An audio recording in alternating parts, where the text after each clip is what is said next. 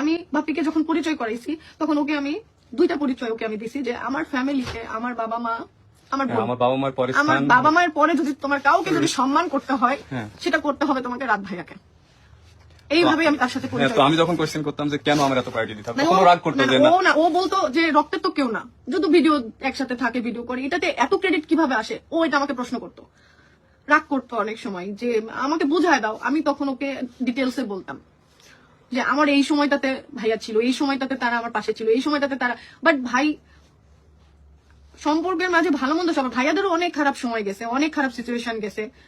আজকে এত গাড়ি বাড়ি দেখতেছেন, কিন্তু সেই রাত ভাইয়ের পকেটে যখন 50 টাকা থাকতো না তখন আমি স্মৃতি তাদের লাইফে এসেছি। তো ওই স্মৃতিটা আমি এটা বললেন না যে আমি তাদের ফেমাসিটি দেখে, তাদের টাকা পয়সা দেখে আমি তাদের জীবনে তাদেরকে দিয়ে ভাইরাল হওয়ার একটা, এটা তাদের জীবনে হয়েছে, যারা করেছে তারা আছে, আমি নাই।